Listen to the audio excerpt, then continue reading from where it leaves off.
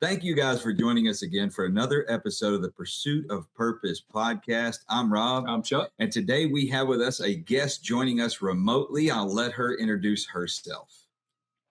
Hey, y'all. My name is Lauren B. Peña. I'm a current candidate for Congress in Austin, Texas, and I am over here making some splashes in the bluest city and district in Texas. I have outraised every Republican candidate on record for this district, and I fought for it, and I'm ready to win. Wow. All right. And she's not kidding. For those of you who don't know, if you're not from Texas, we call Austin our internal California. It's basically the Texas West Coast. Yes. It's a blueberry and a sea of raspberries. So Yes. there we go. But we still love our capital, and we love the people, and we're proud to have people like you going against the grain a little bit in a place where your ideology and views may not be so welcomed. So tell us a little bit about yourself, Lauren. Where are you from? Where were you born? I was originally born in Virginia. My father actually... originally born in Yes. Virginia. Yes. I've never heard that before. No. Keep going. Yes. Yeah, I was originally born in Virginia. My father ended up going to prison when I was really young for 25 years. Up there was no parole. So my mom remarried a Texas man and moved us down here. And, I got to tell you, when I was in elementary school, I had a real tough time. All of the kids made fun of me because I had a weird accent, and it kind of messed with me for a while. But I think the accent changed. Texas has been my home for a very long time. In fact, I moved to the Austin area when I was 16, and then my parents kind of led me out of the house when I was pregnant. Ended up, homeless on the streets of Austin, Texas. But I have been here, and this is my home. I know this city. I know the parts of the city that most people don't know. I know the good, the bad, and the super ugly. And I'm the right candidate to take on a district like this because it's taking on the district. It's the government here is not a government for the people. It's a government for woke ideologies and sucking in federal funds, but not putting it back out to the people of the district. And that needs to change. Okay. So very good. So back to your original being born. Your origins. Yeah. So the home you grew up in, I mean, you gave us a lot of information on that intro, and thank you for that. Yes. So you mentioned that you were pregnant at 16. Did I catch that correctly? Yes, sir. Yes. So then what was discipline like in your childhood home? You mentioned that your dad went to prison and everything like that. So I'm going to make the guess that you were raised by your mom for the most part. Yeah, I mean, I don't know how much different my situation would be than any other kid that's growing up with a stepdad. We had a really rough relationship.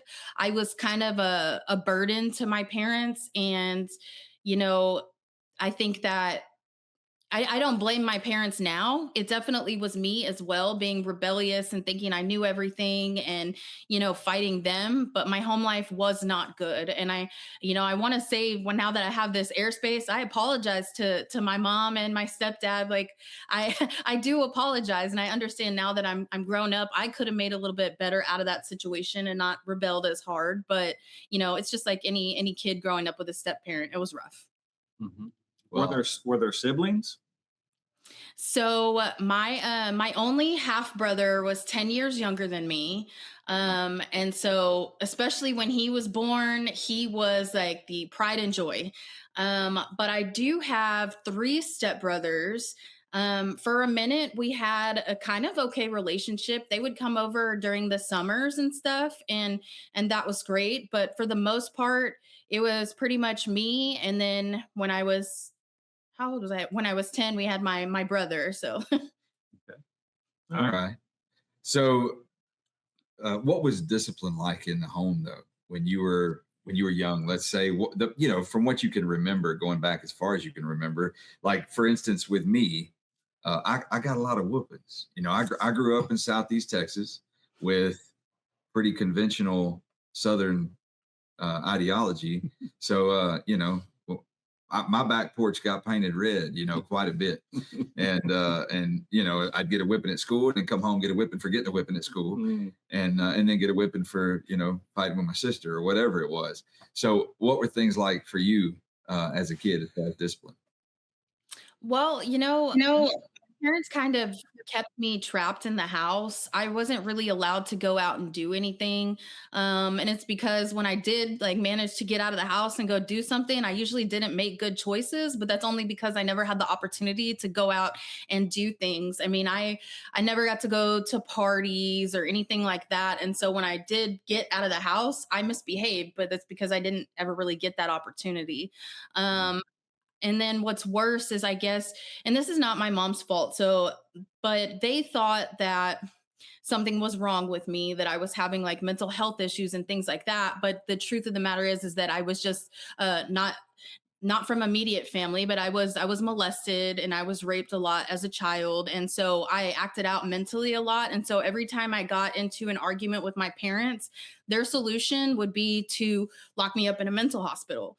And I remember being 12 years old with these doctors shoving lithium down my throat, and you know a lot of different really strong drugs and things like that. But never once did the counselors or the doctors or anything actually try to figure out what was the cause for my behavior. It was, okay, here, take this medicine, which had worse reactions, instead of finding, oh, okay, well, like, she's going through things that children and even adults should not be going through.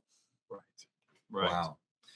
At any part of any of that journey through the mental health process, and maybe not in the beginning, but maybe later on, were you able to go back and address some of those original things that contributed to a lot of that pain and acting out? I ultimately ended up becoming a victim of human trafficking. So, it didn't it didn't get addressed until 2021, when I actually was born again and I found the love of Christ and I found purpose. So, yeah, I wasn't okay until about 2021, and then since then, I mean, look at all this. Like, I've been going hard, super happy. My family's doing great. Mhm. I mean, when they say Jesus saves, because I couldn't even talk back then. Like, I was to be expected on how people that went through the trauma and street gangs and things that I was going through. I mean, I was that person. You couldn't have a conversation with me. Yeah. Well, I'm going to tell you, and no one can hear this enough, but I'm proud of you. Yes. That's a Yes. lot of accomplishments, That's right. and a lot of overcoming.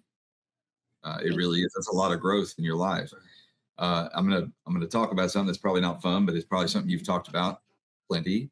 So, how did the circumstance happen where you were brought into the sex trafficking world? How did it begin?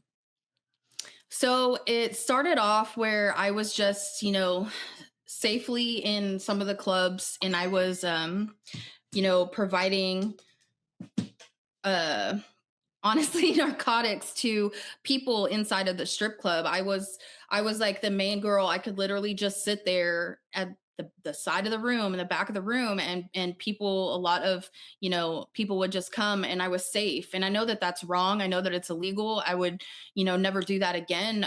But I was safe, and I wasn't getting raped. I wasn't being attacked. I was safe. But When you say you were safe, you felt safe. Is that yeah, right? I Okay. felt safe. Um, yeah, I felt safe because for the first time, in many years, I wasn't alone, like on the street, and so I felt safe. And I guess looking back, that is a little bit of I guess a lack of maturity on my part to believe that that was safety, but I know Well, different they now. gave you a sense of community and belonging and purpose, and that allowed you to create a construct of safety in your own mind. And I mean, that makes sense. It's a logical thing. Mhm. Nice. Um, so after that, I ended up getting fired because of a sitting state senator. And after I was fired, I was no longer in a place that was safe. Um, and eventually, like down the road, I was in like a place in San Antonio where it was open 24 hours a day. There was rooms, showers, beds, um, armed guards, and it was crazy. It was crazy, but I don't know. I didn't even realize that I was experiencing Place in human San trafficking Antonio, until 2023. the place you're describing in San Antonio, are you talking about a brothel? Is that what I you don't know. mean? I guess you could call it that, but I think it's technically a strip club. The person that owned the club, he had three, and I know he's already in prison now for human trafficking. Thank goodness.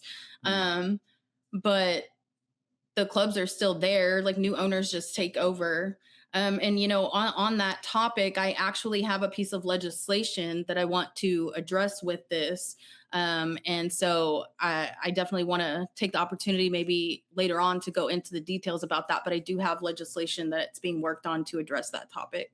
Good. Yes. So when we get towards the latter part of your interview, we're going to give you an opportunity to talk about your platform, your plans, and what caused you to do what you're doing. Mhm. So keep that. Don't lose that. Well, thank you for sharing your journey. Yeah. I hope that hearing your story and your experience through that Mhm. is inspiring for hope for other people who are currently in that world, Right. because that world has not gone away. Yeah. It is still very much alive in the state of Texas and across the U.S. But throughout the world, sex trafficking it's one of the biggest, if not the biggest, industries on the planet. Mhm. And so many of us turn a blind eye to it, so that we don't have to think about the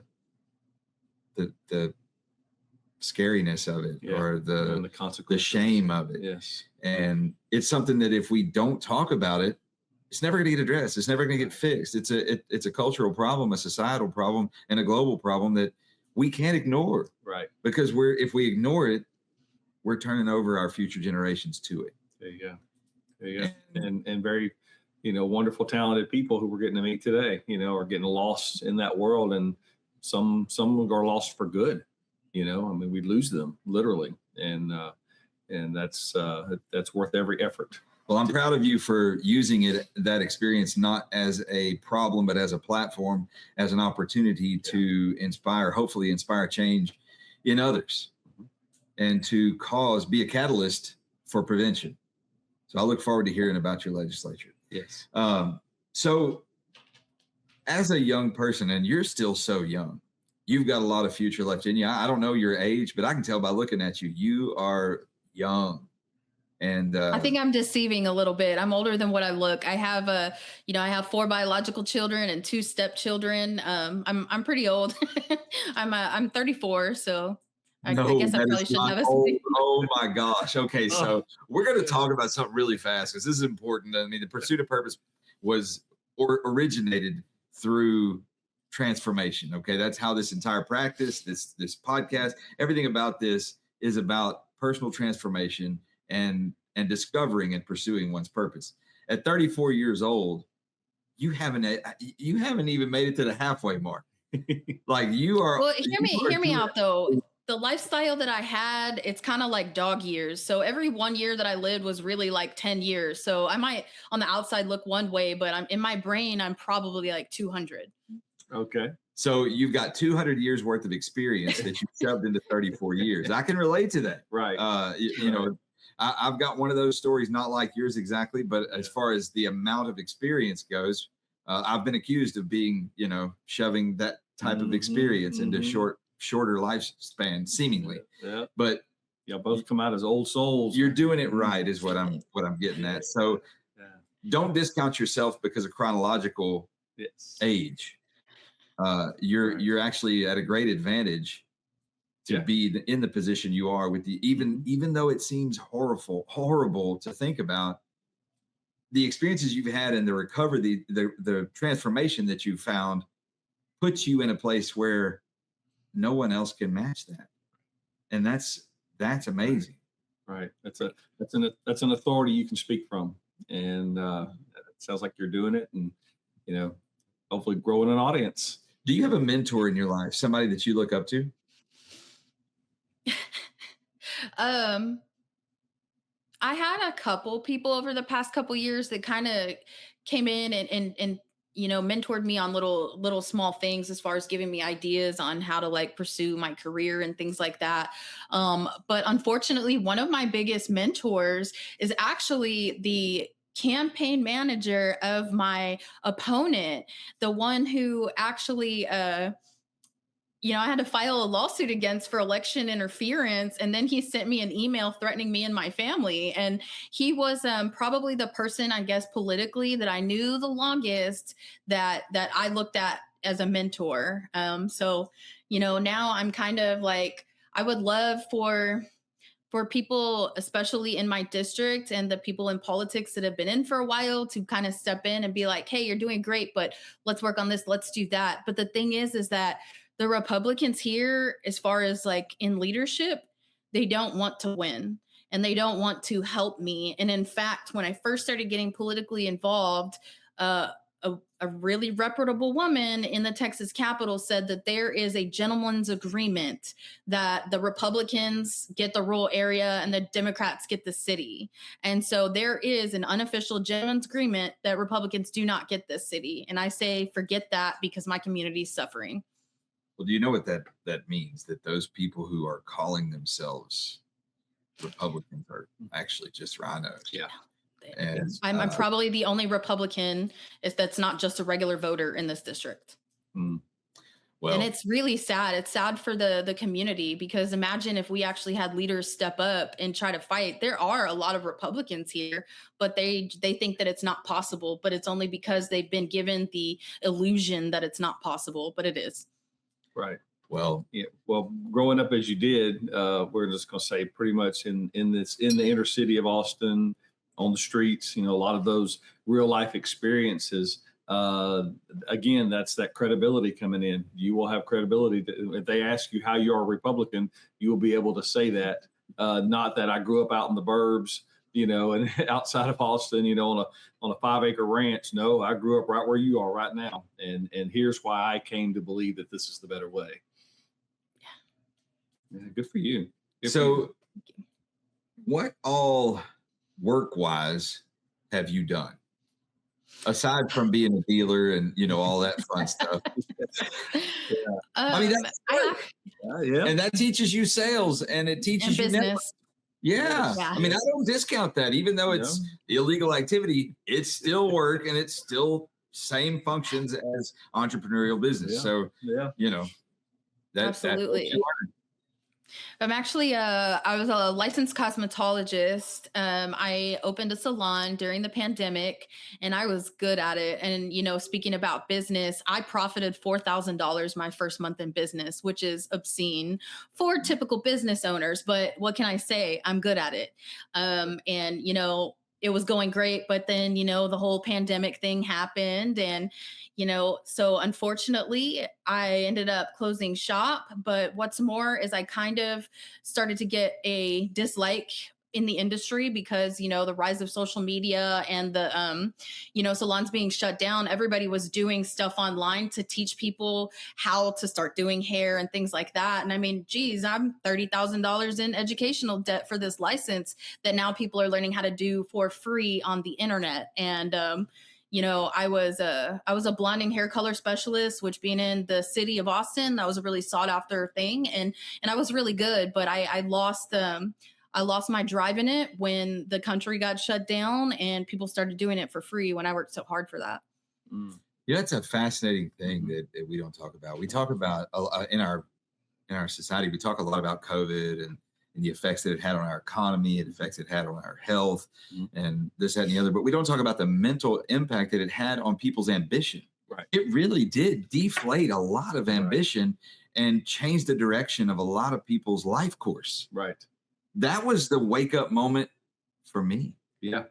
Like, I was already in the process of change, but when COVID happened, it was an enormous catalyst to push me in a completely, basically 180-degree different direction. Yeah. And it sounds like that's the case for you as well. Yeah. I remember seeing it, a lot of the hands-on industries, like your massage therapists, people like that, people even in the physical therapy world, a lot of people were coming out of surgery, so they couldn't hardly go to PT because of all of those restrictions. And then you had just the children in our education system alone, how they basically missed out on so many transformative things, going to campus, having purpose to be there, having assignments and those things. I think we're starting to see those effects, and it's really sad that it is affecting their drive. And a lot of what we espouse here at Pursuit of Purpose, which is, find some marks, demarcations out on the horizon and go after it. And it's like they're missing parts of that drive. So glad you kept your drive. I'm glad you repurposed yourself for sure. So other than being in the Well, to industry, were there other things? Um, well, I was a waitress at like a restaurant when I was going to hair school and things like that.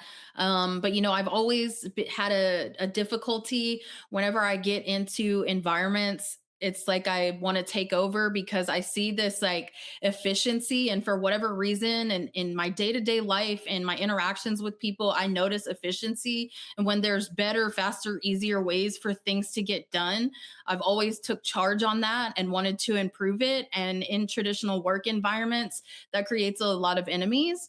And so it's pretty difficult to be as, I guess, efficient and stuff as I am. But I think it'll be great in Congress. It'll definitely be great in government. But in a traditional work environment, it's pretty difficult. Well, I love that you worked in the food industry, even if it was for a Mhm. short time. I think that all young people, uh, that I think that should almost be a requirement of life Right. to work Right. in the food industry at some Sure. point in time, serving the public, Yeah, because there's almost no better way to introduce that's yourself right. to how people really behave. There is a lot of value in, for even if it's just for a brief period of time, being in the service and or the retail industry, because you are having to connect with people on all kind of levels, and that's just a valuable part of personal development. We definitely espouse to it. And there needs to be some jobs with a little bit of sweat equity too. So, So I see all these certificates and things behind you. Tell me about those. Tell us what those are. I mean, you So have to be proud of them. You put them right there where we could see them. So I want to yeah, ask questions it's about better what than they Hot are. Banner. So yeah, Yeah, well, go for it. Well, so when my parents kicked me out when I was 16, my high school did something worse. They basically handed me high school diploma and kicked me out the door. And I had a ninth grade education level. And so at the time I could see maybe the school was thinking, oh, this is good, she's going to have her high school diploma. But it absolutely was not a good thing because I didn't have the education level to function. And I believe that has a lot to do with why I ended up leading the lifestyle that I led, because I did not have the education to do so. But in 2020, when I began getting my education, I originally started off doing what is that called?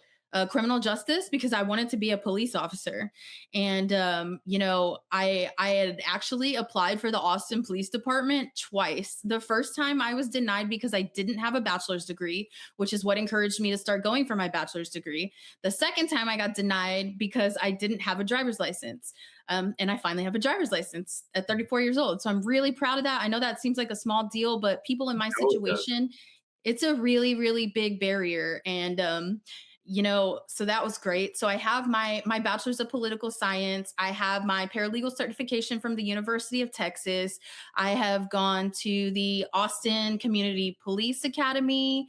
Um, Leadership Institute, Patriot Academy. I've been basically, after I graduated, I couldn't get a job. And one of the things that people never talk about is if you live in the inner city, the jobs that are available, they always require you to have experience. And so even though I'm literally living in poverty inside the inner city, the city won't hire me, the state won't hire me because I have no experience.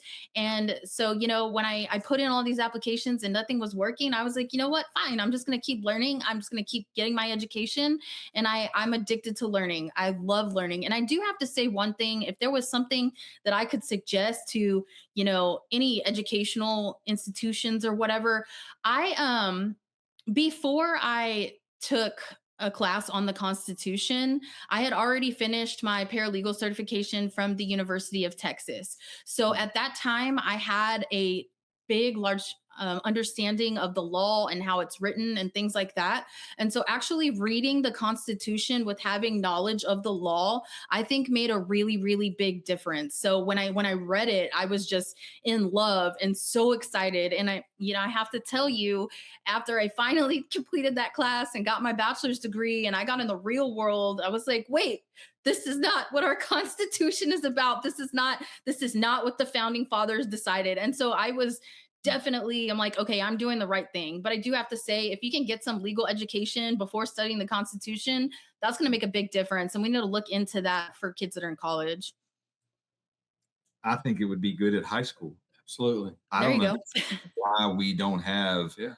a constitutional course Sure. in high school. I don't understand that. Right. Like, it shouldn't even be an elective. That's right. It should be part of required curriculum. That's right. Like, we expect these people to graduate high school as the minimum requirement or Right. whatever, and then we thrust them out into the world and expect them to abide by Right. the Constitution of the United States when they have no idea what it even says. None. So then they're victims to the interpretations of everyone else because Right. they have no knowledge for themselves. That's right.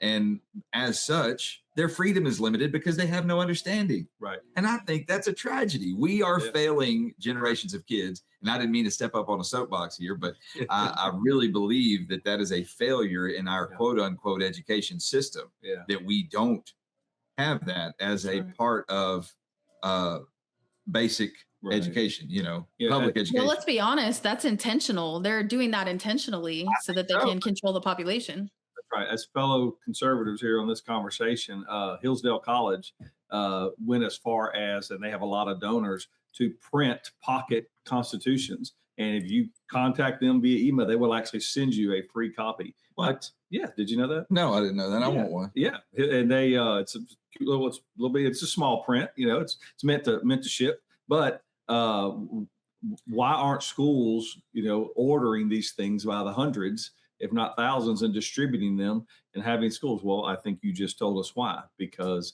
if we can keep the populace ignorant, we can control them.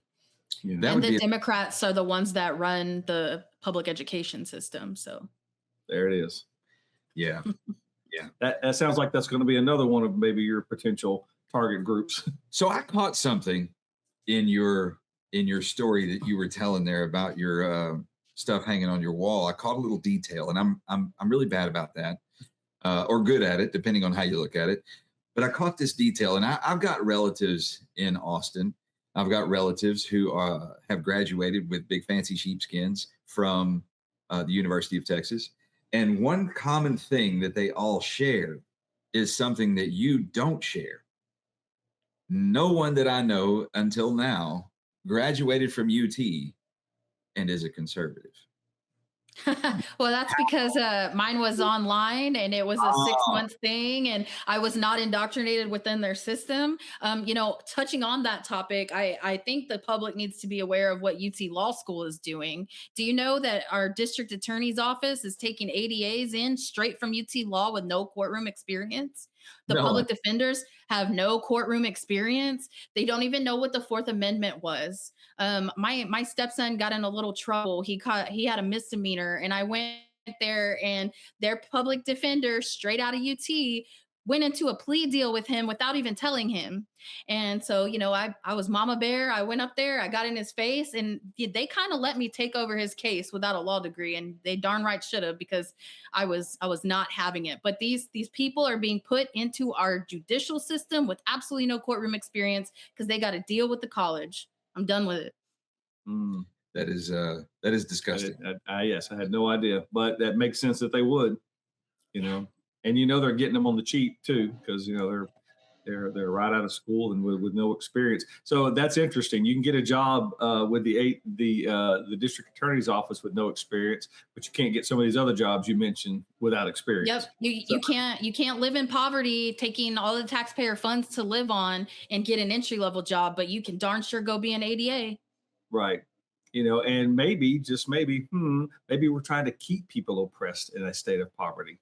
Why would we want to do that? Because there are countless millions being pumped into paying people to bureaucratically distribute all of those Look at resources. Minnesota. Yes. I Yeah. mean, you don't think we're going And to that's how find you collapse.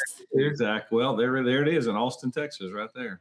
Well, that's how you collapse the middle class. You make the middle class pay so much for these programs for the lower class that they themselves become lower class. And so we can't be a two-class society. We need to have a stronger middle class.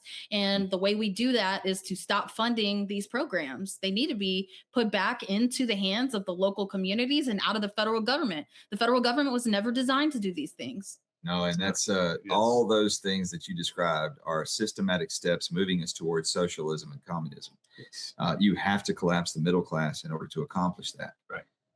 And that system that you're talking about with the University of Texas, and this is not our typical format for the interview, but candidates tend to take us on these trails. They have But passions. that is a system of furthering the entitlement mindset. That's what it is. And I don't mean entitlements like Social Security. I mean the entitlement mindset. Whereas to say, I did this, so you owe me, or I am this person, so you owe me. Right. And I that was born on this soil. You owe me. yes, identity politics, identity entitlement, and class and class warfare kind of stuff. I mean, it's fitting right into that. They're building soldiers for their entitlement and classification army. It's kind of ridiculous, but anyway. So we'll move past that. But I'm glad we can agree, and I'm glad there's hope in the middle of Austin. Oh yeah. Yeah. There's more than hope. We're going to do this to every city across the nation. Yes, hopefully so. I believe that. Yes. So talk about your family. You currently have a spouse? We're not like legally married. Reason being is, he grew up in a different culture than me. He was where I was kind of adopted to street culture. He was born into street culture. So our family has broken a lot of barriers. I mean, honestly, neither one of us should be alive at this point in our life, but alive and in a functionable relationship is just unheard of. But it has been a struggle. And, of course, I was born again, in 2021, but I was raised in a Baptist household. So I did go to church on Sundays. But, I think it was just part of like my life, and it didn't have like the same purpose in my heart. It wasn't something that, I don't think I fully believed. But the one thing that was instilled to me by my family is the importance of marriage. I do not believe in divorce. I believe like, for no reason should you get a divorce. And I know a lot of people might be against that, but for no reason should you get a divorce. And this is why, if I can get through the things that I've gotten through with my partner, there is no excuse for anybody in this nation, because we have literally been through unimaginable things. I mean, I know I've told you a little bit about my story. I mean, his is just as horrific. I mean, I feel so. My heart reaches out to men, because men in America, they are being attacked, and again, I mean, that's this social breakdown that the left is trying to do. You attack the man, you get them out of the household, you break the households, because a strong family's foundation is what's going to keep this nation together. But you guys are being attacked, especially, being a white man is like probably the hardest thing to be in this country right now, and I'm so sorry. Huh? He is the devil. Here he is. I'm more tan than him. That's I right. get away with That's more. right. But I'm about as white can look. you're absolutely dead on there. Masculinity, Yes. masculinity, the very character of being a masculine man is the same as being a devil. Like it Right. really is. If you're masculine, you're abusive. If you're masculine, you're automatically racist, no matter what color You're a you are. misogynist or all those You're a things. misogynist. You're Yeah. everything. Everything bad is attached to masculinity, Right. and they're indoctrinating kids from kindergarten, preschool, all the way up. Right. That masculinity is toxic. Yes. Which is a precursor to all of these. What I believe to be is child abuse, which is allowing Yes. these children to try to change their identity and all those sorts of things, rather than embracing the way God made them. And so yeah, it all coheses, it all goes together. And it seems like it's all focused on bringing about that nanny state. Yes. because you take away the security and the the strength of what you said, the American family. Mhm. You take away that security and safety. You like that word. You use safety a lot, but you take that away, and then they have to find it elsewhere. And they're it seems as though, especially the liberal left, Mhm. is working to build that ideology that Big Brother or the government Right. is the source of safety, security, and the source of all truth. So, Yeah. Yeah, you know, this may be well, Rob Pop may remember at in your 30s, you probably don't. So I'm going to enlighten you a little bit. In 1992, when Bill Clinton was running for president against H.W. Bush and Ross Perot, so Bill Clinton is at this rally, and this young guy, probably in his 20s, stands up and he said, what we need is a father figure. Will you be that father figure? And Bill Clinton's probably standing there going, yeah, sure, whatever.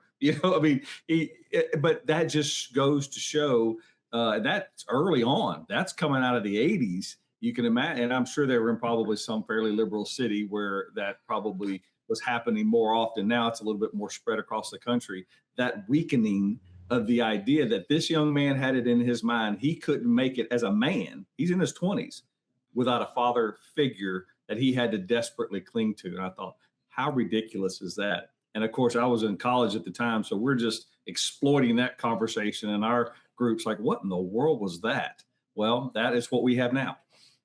I'd like to So- know where that young man is today. yes, wouldn't you though? And just to Right. let you know, so you don't feel too isolated over there, Miss 34-year-old. I was 15 when that happened, and I was not paying all that much attention to politics. I was barely, but So, I heard that. Old dad over here Yes, holding it down. But I'm glad our history book can remember those things. yes. I'm calling you a history book. Do it. Hey, I'm not old, Lauren. I'm calendared. That's Right. the difference. No, Yeah. he's experienced. Yeah, I He's don't- not expired. He's That's- experienced. that's right. There's Yeah. a big difference. I don't count it by the day. We just go by pages. Just flip a page. There's another Oh, no. experience. There it is. There it is. As you can tell, we love each other like brothers. So it's all good here. Yep. So how, you mentioned about your spouse and about your traditional upbringing. Well, first, before I ask that how question, how many kids? You've already talked about them. Tell us about all the kids and their ages and everything. So your first one was at 16. Start there. My oldest biological child this past Christmas was her last Christmas as a child. So next Christmas, she will officially be an adult. She's 17 years old. I can't believe that. But she's 17. Then I have a 13-year-old girl, 11-year-old girl, a 7-year-old boy. Then I have a 17-year-old stepdaughter. So his daughter and my daughter are the same age. And then I have a 22-year-old stepson who lives with us. He, his mom, I guess you could compare to like a similar situation as mine, but she just kicked him out as a child, and he was actually living on the streets here in Austin, Texas. We found that out. My baby's dad didn't even know. So we found that out last January that he was literally living on the streets in my city. And so I scooped him up. I took him in. He's a good boy, but even being 22 years old, I can see the same sort of thing as it was with me, that I don't have the maturity level like back then at that time because of living on the streets and not being properly nurtured by parents, or, spending my time in the institutions that they wanted me to spend time in to, fix myself. And so even though he's 22, he's still my child, and he's a big help with the kids as far as the campaign, because I do homeschool my children. In regards to, we were speaking about mental health, at the beginning of 2020 and like during the pandemic, I was really suicidal. I mean, I'd just gotten out of, human trafficking. I was living in poverty in the projects. And, something that a lot of people don't think about is when all that pandemic money came in, they gave people in the projects more money than they'd ever had in their life. So what did everybody do? They bought drugs. They became drug dealers. I had already lived past that in my life, so that wasn't my story. But just literally watching my neighborhood fall apart because of this money that they were giving us that we didn't need in the first place was really traumatic. And so I was really, really suicidal. And, I started waking up and I pulled my kids out of school because my daughter came home and she said, the boys are picking on me on class and the teachers, they're not doing anything. They're sitting on their phones in the hallway. Like they're not paying attention to us. And I was like, what? And at this time, I wasn't politically involved. I didn't know anything about politics, but I was like, you got me effed up. I am taking my kid out of school. So I went to the school and I removed them. And, it was the greatest thing that I ever did in my life because finding the actual responsibility of my children full time pulled me out of that depression. Um, these past few years have been the best in my entire life. I mean, I don't get sad or overwhelmed. I am truly happy. And it wouldn't have been like that if I was sending my kids away to school 8 hours a day. And, I'd probably still be here laying in bed, depressed. And so I think that that's something that needs to be evaluated by the mental health industry is with what I just said, because my kids saved my life. I love the way you positioned that story, and it fits in line with a philosophy that we subscribe to about you can't overcome and transform until you pursue a purpose. That's right. And you did that. You filled the void in your life, at least part of it, with that purpose. And that purpose was the foundation that you stood on to build yourself. And that's beautiful. And for everyone, that purpose may be different. Yours was helping your kids have an education, Yeah. a proper Yeah. education as you saw it. And for other people, it could be other things. But I love that illustration. And I hope that our audience really takes hold of that and understands that that is a factor in the huge mental illness crisis that we have in our society, is that so many of us are laying around with no purpose, laying around with no conceived or perceived value of ourselves. Right. And all that does is perpetuate depression. Yeah. And it puts you in a place to be victimized first by your thoughts, then by your patterns of behavior, and then by the outer world. Because the outer world will see that and be like, oh, look, an opportunity. I can get what I want by using that person because they don't have enough value in themselves in the first place. Right. Right. And they don't even have to know that literally. We put that out. We put that vibe out there that we are just kind of lifeless, listless people, and folks will take advantage of that. And your story, especially your original history story, talks about that. But something else I hope folks heard is once you claimed a purpose, and I'm going to kind of say reclaim because you were doing what people typically do with our children. We send them to school thinking that things are a certain way until you found out they weren't. And then you reorganized that. But that also led to other ambitions, which eventually became here you are running for Congress. So it's not that you may not have, but it definitely probably paved the way. Absolutely. So, Lauren, what is your biggest fear right now? President Trump going soft, because I love what he's doing and I need him to keep going hard. My biggest fear is that Trump will go soft. I think you're fine. So let's move it towards more of a personal level for you. I agree with you that I do not want him to be soft at all. And I don't really see that happening. His life has a proven track record of never being soft. Right. So I don't think he's going to do a 180 on us right there. So for you personally, right there in Austin, Texas, in your personal life, what would be something that you would consider your biggest fear?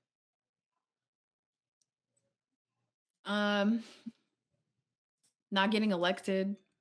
I know that sounds so lame, but like I don't know how much longer I can live in this place after all of these federal lawsuits I filed, after every agency that I've filed official complaints with about the living conditions for me and my community. There's not a Democrat social program that I don't have a federal lawsuit against right now. And it's not like these things have just started. I have been filing these lawsuits, making these official complaints to the Department of Justice, to civil rights, to every single place through the Health and Human Services, HUD. I have been doing this for almost 4 years now. And these administrative processes, they have completely failed me and my community. and I don't ever get emotional. Thanks for that. But after 4 years of doing something that no one has ever done, why has none of these agencies stepped in and intervened with this community? Um, and so, yeah, my biggest fear is that people are going to be blinded by just the letter in front of my name. And they're not going to vote for me because I'm not a Democrat, but there are real, actual people suffering every day in this community. And I have done everything above and beyond more than I think anybody has probably done. And so I don't know if I lose what's going to happen because people are actually suffering. You know what's beautiful about what you just did? And you may not see it, but I'm going to point it out to you. So I asked you, what was your biggest fear? And you gave the least selfish answer from your perspective. Right. And I think that is beautiful. And I think that's why you're in the right place at this time. That's right. Whether you win this process this time or not, your heart's in the right place. Right. And irrespective of the outcome of this race, you are helping people. If no one else, yourself and your children. You're creating a legacy. So I'd like to encourage you, don't lose hope no matter what. That's right. And don't let that fear live inside of you anymore. Use this as an opportunity either to take the position because it's the right time, or to learn from this process and say what happens next. Yes. Right. Well, don't get me wrong. I guess I have a backup plan. It just requires me being trapped here. But if for some reason I lose this election, you will see me in the 90th legislative session here in Texas being public enemy number one. I feel very sorry for the state of Texas if I lose this election, because as I just said, not only my life, but my community's life depends on it. So if I have to go be the biggest pain in every legislator's butt up there at that Capitol, I will be. If I have to look a fool, I will be. I'm not afraid to open my mouth and say the truth. But the fact of the matter is that my family and my community have been suffering way too long when somebody should have done something. And in fact, there's not a legislator right now that doesn't know what my community is going through. And not one of them has picked up the phone and called me and said, how can we fix it? So I am going to be in their face, not in a good way, in a diplomatic way, but they're going to have to deal with something that they have never had to deal with before. That's right. No, there's no reason to be sorry. That's beautiful. And you're definitely coming from a place of compassion rather than personal possession. That's why your fears will not be realized. You're going to make a difference. It's going to happen, and that's just going to be like a rolling stone. It's not going to stop. I mean, the campaign will have an ending date. Okay, fine, but that doesn't mean your passions will.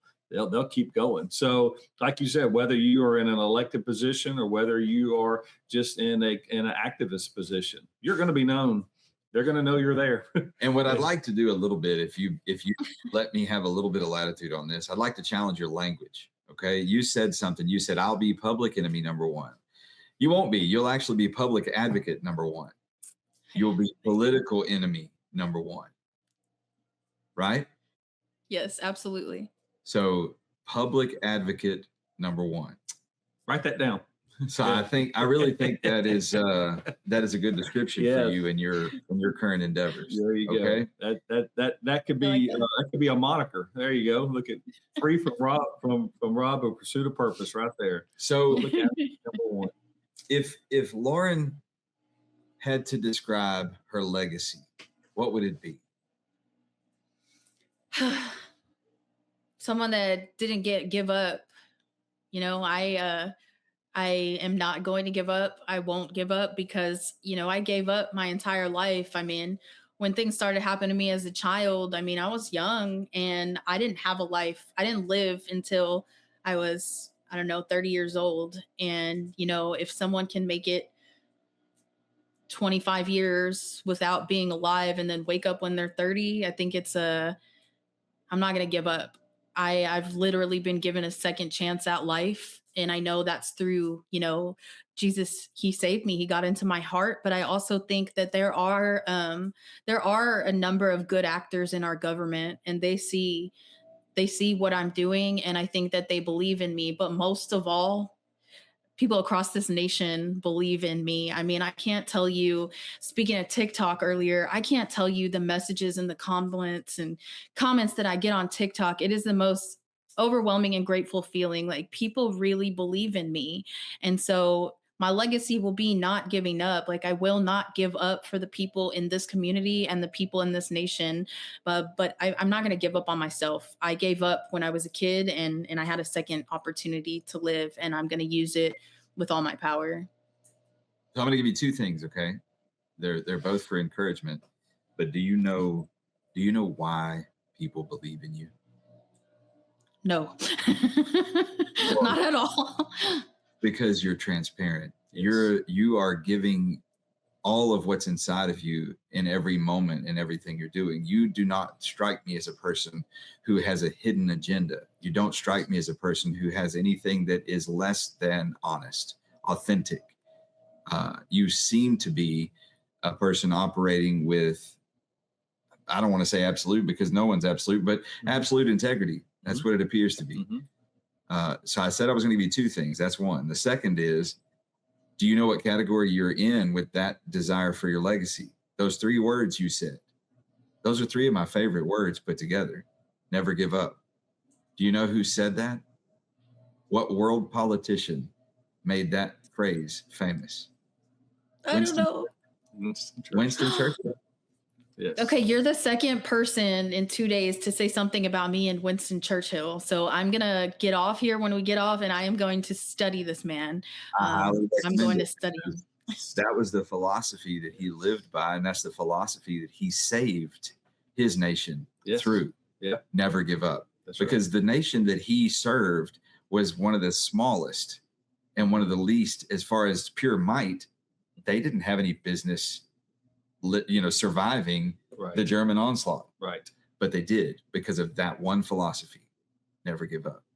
Right. So His inspiration crossed the pond, as they say, and brought America in because he was able to articulate and help folks over here realize that it won't stop at the borders of England if Germany succeeds. It's coming. And not only that, people who behave with that as their mentality draw other people to them to help Yes. them.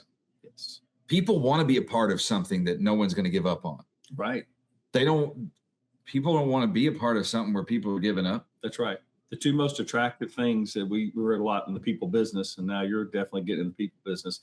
And the two most attractive things that people have is that never give up mentality. We tend to want to get behind it because of the energy. And number two, we are very attracted to overcomers and reinventors. We love it. And you're both of those. And you're both of those. So let that be also part of your presentation. Let it be a part of your confidence. Yes. Like, we oftentimes are not aware of the foundations of what we should use as our confidence. Right. And I can see that in you. I mean, you operate with a certain part of humility, and I like that. And at the same time, you've got to have some confidence. They work in balance. Yes. Humble confidence works in balance, not arrogance, and not this, loathsome codependency either. It's humble confidence. And you got it. You're doing great. Thank you. You're a great guest. This is awesome to have you. So once you achieve a position of public service, regardless of the title, you're headed that direction. Okay. But once you achieve that position, then what? First and foremost, I need to educate the other elected officials. I need to educate congressional Democrats. I'm not trying to be disrespectful, but they all need some of the education that I have. They need some street knowledge. They need to know what it's like on ground level. They need to know the effects that their policies have actually put on the American people. I can think of, I guess, we look at Marjorie Taylor Greene right now, which, I used to think, wow, she's amazing and whatever. I'm really disappointed that she, left Congress, but to hear what she said when she left Congress, like, these people are working against the American people and all of that, taking that into mind, I'm going to be able to fill that void because unlike Marjorie Taylor Greene, yes, I do have that strong, firm voice of fighting for people. But I think that the stuff that I've overcome in my life that keeps me going, again, the never give up, I think I have that quality, whereas, she gave up. And so I Boy, am going to educate these people. well, good for you. Yes. Good for you. And I think, based on the description of yourself, the stories you've told, you're also going to continue to educate yourself. Yes. And I love I that. love it. I love the self-described lifelong learner, the addiction to education. That is something that Chuck and I both aspire to Yep. maintain. So, Chuck, did you have anything you want to ask?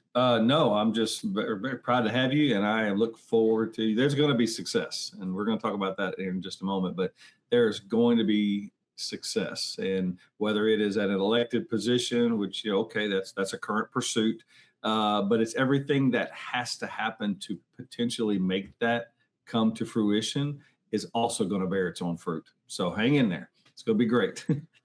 So, what about you should we have asked that we didn't? I don't stumbled know. upon a petition. Uh, Did you you You see stumped that? me. I mean, she was just gabbing along, and now all of a sudden, Yeah.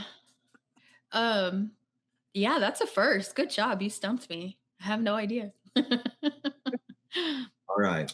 So we're kind of drawn to a close here, and we've had a great interview with you. You've spent about an hour with us, back and forth with questions, but we're gonna move into a little different segment of the interview. Uh, I'm gonna get to ask you my favorite questions, but before I do that, I want to let you tell us about. I mean, we've alluded a lot to your congressional hopes and your plan of serving your state, your district, our state, and this nation. And so I'd like you to tell us about you, your platform, your why, and your direction.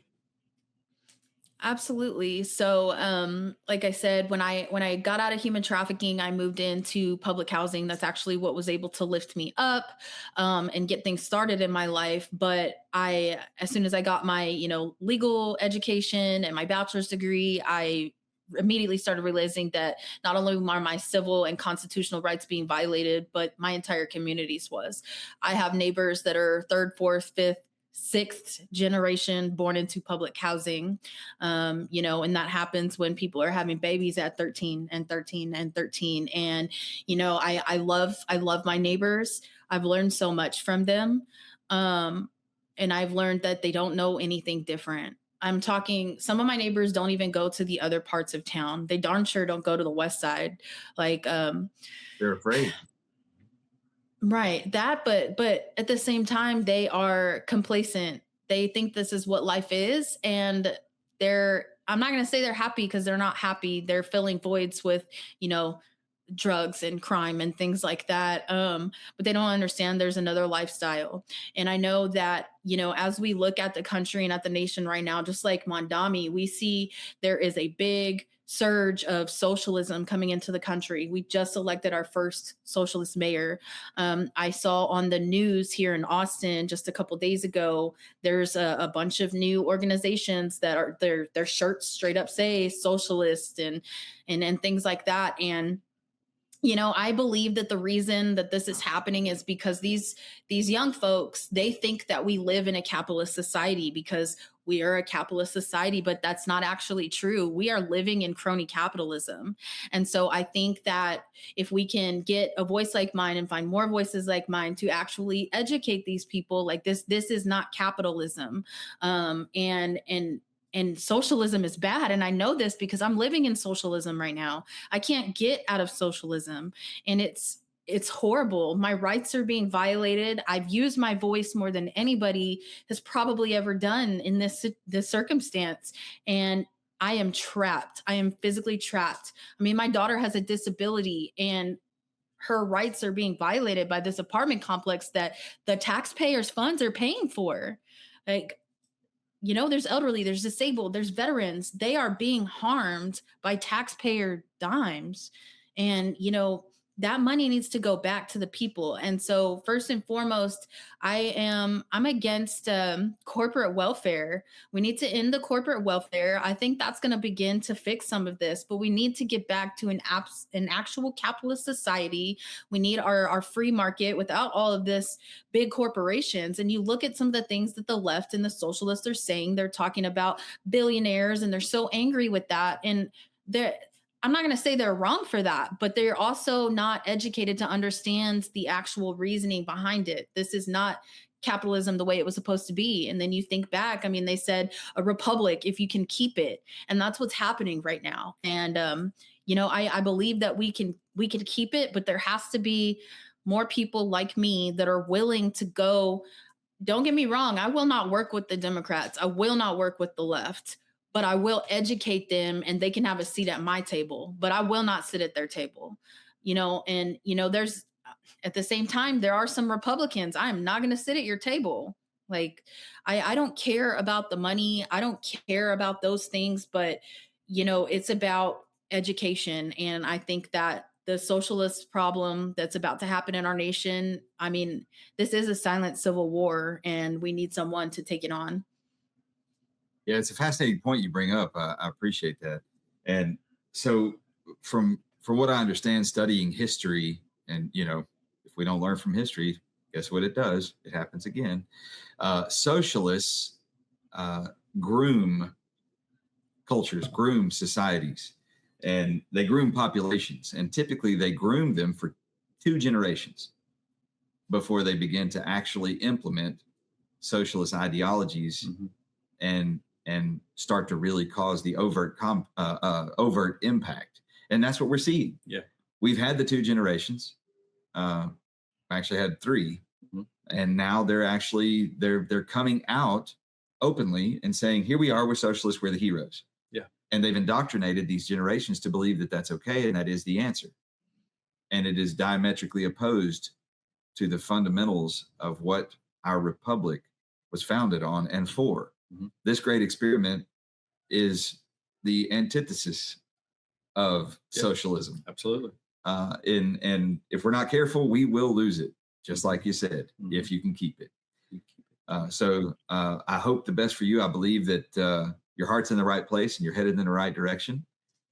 Did you have anything else you want to say about your platform and direction? Obviously, one of the big things for me is human trafficking and, even the national safety as far as cartels and things like that. I mean, I've literally fought the cartel for my life and I survived. And I am ready to get up there in Washington and fight the cartel bureaucrats for this country. I am not afraid of these people. Honestly, like I've been there, I've done that. You're weak. I know your weaknesses and I'm coming for you. If anybody who's standing in the way for the future of not only my children, but the children of this nation, I'm coming for you. I have nothing to lose. I only have things to gain. And those are the type of people that you should fear the most, and they should fear me. Awesome. I love that. I love the courage. I love the purpose. I love the focus. I love watching your facial expression change because you went from like kind of soft and happy and everything. And then you got this face of leadership, this face of focus and direction. And I mean, it was fun to watch. Yep. So thank you for that. That's actually my hood side coming out. I try to hide it, but I need to remember that to tell my wife because that's what happens to me a lot of times. My hood side comes out, and, I get myself in trouble. But so Chuck, is there anything you'd like to ask? No, just thank you, Lauren. I do wish you well. I believe in so many of those things that you are striving for, and I think we share a lot of the same beliefs. That's not always common. Sometimes we get people with opposing beliefs on here, but it is definitely refreshing to see someone at your age who's overcome so much, but to now be doing things for so many of the right reasons, which is to help people. That is what we're called to do, especially as believers. We are here to help people. And you're going to do it through the political platforms because that's where we put a lot of our power. That's the way our system is designed. Okay, well, let's hold the people with power accountable. And you're doing it, and appreciate you. Yeah. Thank you. I really appreciate the opportunity to be on here. So we're almost done. I get to ask my favorite 2 questions. Uh-oh. So the last two questions, but before I do, is there anything you'd like to ask us? I mean, I would like to know, I guess, your educational background, and I know I'm supposed to research people before I talk to them, but I found that that is being biased, and it's against everything that these traditional, teachings say. But I do not research people before I talk to them because I want to take them at face value, and I can say whatever type of education you have. I know I feel a little psychology. I don't know, but you guys are really cool, so I want to know what course of education should I pursue next. We went to cool school. That's it. Yeah, we went to cool school. I'm headed towards graduation. I That's haven't it. quite made That's it there it. yet. That's it. I'm more in graduate school, but Yeah. it's just because I'm older. It's nothing. He's a double doctorate graduate from cool school. From cool school. Yeah. That's right. Moving towards That's it. instructor. That's it. Now we are a coach, life coach, and Rob's also a certified police officer. So he has served in law enforcement, and among other things, that he's been able to do through his personal interests, which he's trying to make a difference in this world. But now we're channeling that into more of the coaching and influence in business. I've been a professional counselor for about 30 years. So that whatever education took to get there, I guess. They do have some requirements, but not to be a good counselor, just to get paid for it. The truth is, Lauren, that our education's the same as yours. Yes. We are lifelong learners. We are education addicts, and we have been learning from you. Yeah. And everyone else we've interviewed, everyone else we meet, we are constantly looking for learning. Yeah. And that's how we grow, and that's how we find and help other people find and pursue their purpose. There it is. So does that answer your question? Yes. Okay. Good. Do you have any more? That's a good one, though. Yeah. That was the first time we've been asked that on our show. Yeah. I mean, this one's a hard one, but you said what you do. So if you're a life coach and you're a counselor, I mean, what besides being a congressional, representative, what else would you see me being good at? Teaching. Mm-hmm. Okay. In whatever format that is. It doesn't have to be in a classroom, but it could be a single student. It could be an audience. I could see you as a legal advocate for young women. Well, I did found a nonprofit, actually, Peña Legal Advocacy. So I do have that nonprofit, but turns out, the city of Austin is so corrupt and their nonprofits are so corrupt that I can't even go and take out a grant because I'm afraid it will tarnish my name. So I'm putting in like all these hours and helping so many people in the community, but I'm like, forget the money because I don't want to be dirty. Well, I can tell you that in the town we are in, there is a large law firm that we have connection to that does some very special things in relation to human trafficking and sex trafficking kind of stuff. Mm-hmm. And it might be something good for you to become connected with. And they're big advocates in that, and they may actually have help for you in that direction. Mm-hmm. That would be great. Did you know Texas just had a new law come into effect January 1st, where you no longer need to go to an accredited law school to sit for the bar in Texas? No. Really? Are you serious? I learned this morning, and I literally started crying because I wanted to go to law school so bad. And honestly, I've done so many things legally. I could probably pass the bar already, but I was shocked. This after the show. Yeah, that's awesome. Mm. That's awesome. Well, I hope you do it. Yeah. So I'm pretty excited because the only law school that would have been feasible for me to go to was the University of Texas. And so for the past 3 years, I've been sitting here stressing out. I'm like, there's no way I could be around these people. They are not going to like me. I'm not going to like them. But I mean, I can be around them, but it turns out that they just really don't like me. There's actually a couple of classes that they offer as far as their, political science classes that regular members of the public can go to. And so I've been going to these free classes, and you should see the face of these liberal teachers when I sit there and I talk to them and I tell them their story and how their policies are actually affecting my community. Oh my gosh, their head explodes. And then they put their head down and won't even make eye contact anymore. And I'm just like, ah. That's great. That is great. I'm gonna have to let Rob finish this. My person is here, so yeah, I go to work. Thank you, Awesome. That's nice Lauren. We're going meeting to you. keep up with your progress, and hopefully we'll get to visit more. Well, again before soon. Chuck leaves, I'm going to go ahead and say this. We're going to invite you back for one of our live shows. Yes. So if you're watching this episode out there and you're a part of the Pursuit of Purpose audience, thank you. And look forward to seeing Lauren come on a Q&A episode, one of our Tuesday at 10 shows for a live interview where we offer the opportunity for the audience to actually have questions live and in person. Great idea. So go ahead and do your thing, Chuck, yes. and then I'll finish this. Plan for that, Lauren. Thank you. Awesome. Sounds great. Thank you. So as I alluded to, I'm going to get to ask you my favorite two questions now. But I really appreciate your two questions. Those were great. So the first of which of my two questions is, if a young person out there is watching this show and watching and learning about you and your story, and they feel inspired and something in them is touched, and they say to themselves, man, I respect her and I admire her and I kind of want to be like her. What advice might you have for them? Say they're about 16, 17, just kind of starting out at life. What would you tell them?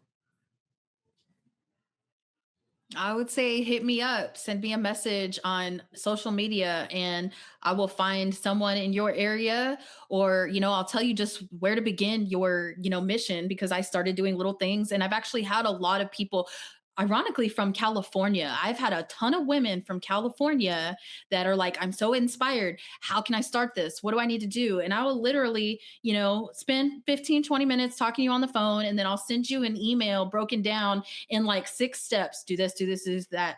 And, at that point in time, I usually give them their cell phone number, like send me a text if you have any questions. But I found for the most part, like just giving these kids and these young adults that 15-minute conversation on the phone and, sending them an email on what they can do really sets them off. And so, my thing would be just send me a message on social media, and, I'll get on the phone with you for a little bit and we'll figure out how I can help you in your area. So that's amazing. You're actually offering to be a mentor and be someone that they can count on personally. That's impressive. Right, because I didn't have that. And imagine how much more awesome I'd be if I had that. Like I'd be the president. There's still time. You're only 34. You got plenty of life left to live.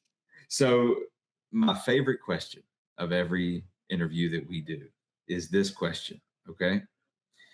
If you could go back in time and talk to your younger self, for you particularly, let's say 15 years old, and all you can do is whisper some wise advice into your own ear in such a way that you'll hear it. And that's all you can do is give yourself advice. What would you say to the younger version of Lauren? Speak up. Tell people what's really going on. Don't hide wrong things that are happening to you. You have to speak up. You have to use your voice, and your voice is important. Your voice matters, and just speak up and say something. That's profound. That is profound.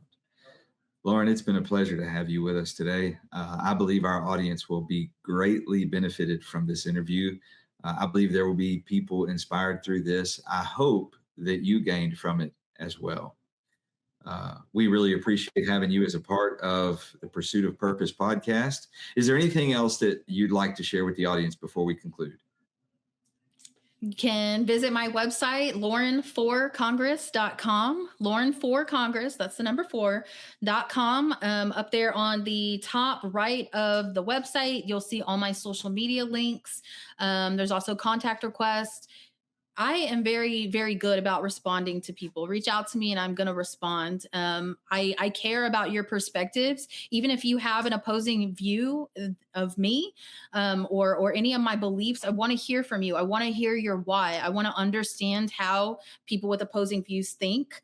And I actually really, really like that. But, just reach out to me on social media, add me on social media, donate to my campaign, whatever. It's there. So they can donate to your campaign at the same place? Absolutely. Okay. And is any donation too small?